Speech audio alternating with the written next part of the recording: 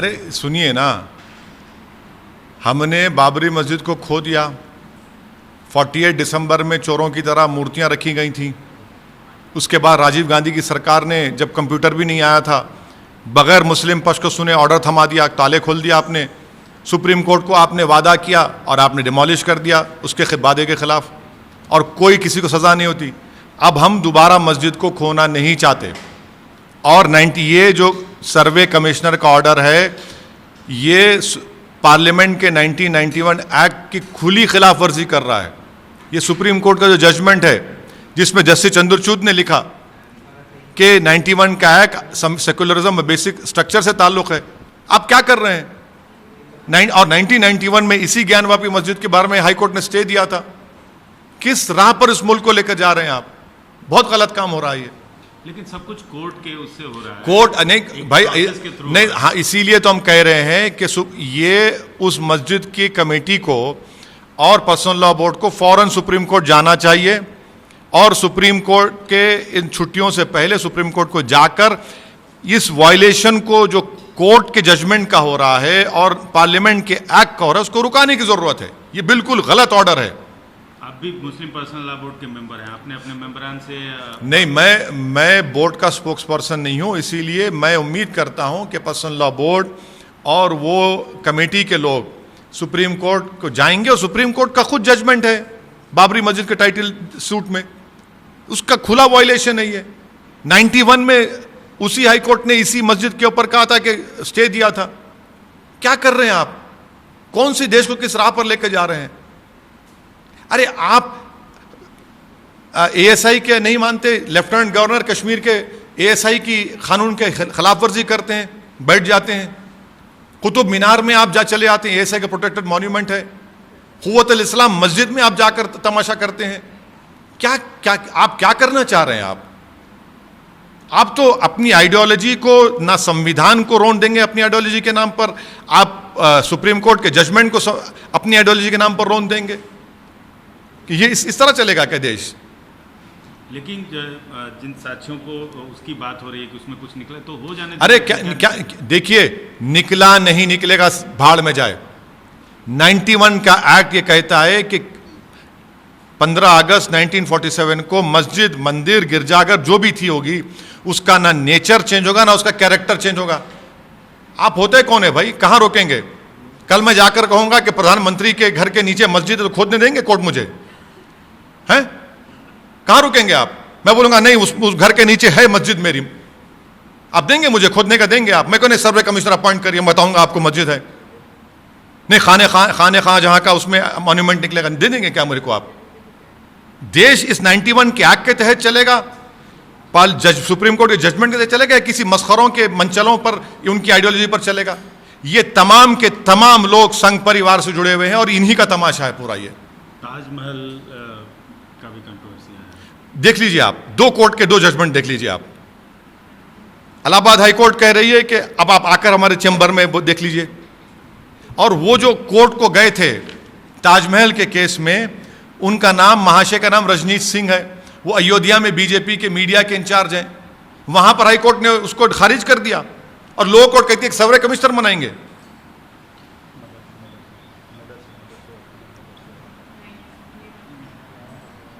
Sir, UP में मदरसों में हम करने के लिए बोला गया। हम योगी आदित्यनाथ को बताएंगे, बीजेपी को बताना चाहेंगे कि देशभक्ति का सर्टिफिकेट आप हमको मत दीजिए, क्योंकि जब देश की जंग की आज़ादी लड़ाई जा रही थी तो संघ परिवार नहीं था उसमें। इन्हीं मदरसों से जिहाद का फतवा अंग्रेज़ों के खिलाफ दिया गया था, और उन मदरसों से जिन लोगों ने जिहाद का फतवा दिया वो फांसी की सूली पर भी चढ़ गए, मगर अंग्रेज़ों को माफ़ीनामा लिखकर नहीं दिया।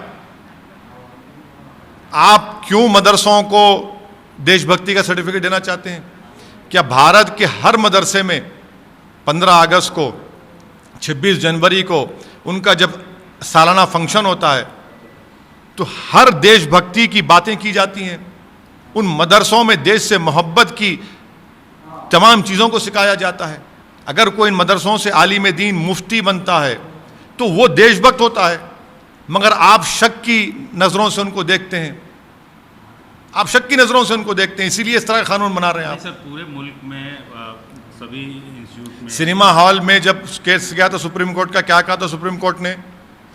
इमानुअल का केस है सुप्रीम कोर्ट का, जिहोवा विटनेस का सुप्रीम कोर्ट ने क्या कहा था, वो पढ़ लें। नहीं, सिनेमा हॉल की बात अलग है नहीं, सर, नहीं, लेकिन सभी सुनिए, शैक्षणिक संस्थानों में सुनिए। राष्ट्रगान होता है। देखिए, हम आपसे क्या कह रहे हैं, आप शक कर रहे हैं ना इनके ऊपर। ये आप कह रहे हैं। मैं नहीं, सरकार शक करती है मदरसों के ऊपर।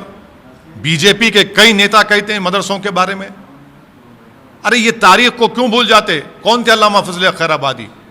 कौन थे रेशमी रुमाल तहरीक चलाने वाले? वो क्या आरएसएस के शाखा के थे? खुदा ना खास्ता नाउजुबिल्ला। तो राष्ट्रगान तो रहे आप राष्ट्रगान हम पढ़ेंगे, पढ़ते आए, फखर होता है, सीना चौड़ा होता है, मगर आप इस तरह का इक़दाम करके आप देश को, हमारे हिंदू भाइयों को बता रहे हैं नहीं इनको देशभक्ति सिखाना है।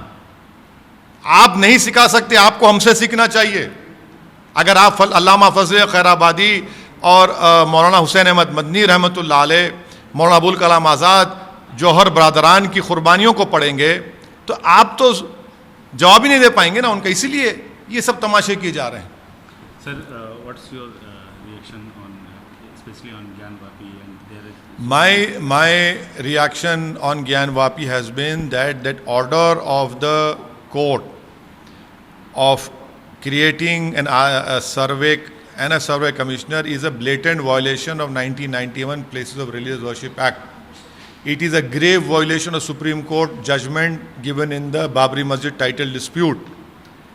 And thirdly, the Yogi government should immediately book an FIR against these people, because the 91 Act clearly says that any person, anyone who tries to change the nature of a religious place which stood on 15th August 1947, a case can be booked, and if the courts find them guilty, they can be imprisoned for 3 years.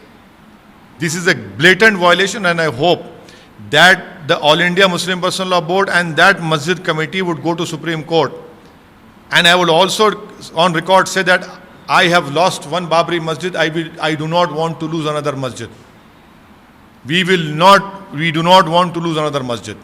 This is nothing but to go back in time and to create that hateful environment which existed in our country pre-1992 and post-1992. We as all Indians, we should not allow that environment to be again created in our country. Sir, but all process going through court, what is The court order is wrong. I have all the right to disagree with the court order. I am disagreeing with that court order. The court cannot go against the Parliament Act. The court cannot go against the own Supreme Court judgment. And see the travesty. In Taj Mahal case, the High Court says that you want to come and open even our chambers. But the lower court says, no, we'll go down. See, look at this paradox. Sir, in UP, government going to implement the national income. I would tell the Yogi Adityanath government and the Honorable Chief Minister that these madrasas had given a fatwa of jihad against the Britishers. These madrasas, Maulanas, Muftis, Alim-e-Deen went on the gallows to get independence for this country. Does the BJP government know for a fact they have not participated in the war of independence? Do they know who was Allama Fazl Khairabadi Rahmatullah Alayh? Do they know who was Hussain Ahmad Madni? Do they know who started the Reshmi Rumal Tehreek? Who was in Malta jail? And they never wrote one single letter to the Britishers asking them that please forgive us. You, by making such an order, you are casting aspersions, you are suspecting the people who are coming out of madrasas about their love and loyalty to this country. But sir, it's routine practice. What routine practice? In No, what routine? What? No. See, national anthem has been sung, will be sung, and will continue to be sung. We must sing that order. We must be proud, and we as Indians, we are proud of it. But has the Yogi government read what the Supreme Court said in the Emmanuel judgment, in the Jehovah Witness case? When the same Supreme Court said about, the Honorable Supreme Court said about singing of national anthem in theatres. No one has any problem in singing national anthem. But you make such an orders to create doubts and suspicions about madrasas in other Indians. That is what I am objecting to. नमस्कार, मैं हूं मानक गुप्ता। अगर आपको हमारा ये video पसंद आया हो तो इसे लाइक और शेयर जरूर करें, और हाँ, हमें सब्सक्राइब और फॉलो करना ना भूलें ताकि आप देश और दुनिया की कोई खबर मिस ना करें। तो जुड़े रहिए हमारे साथ और देखते रहिए News 24।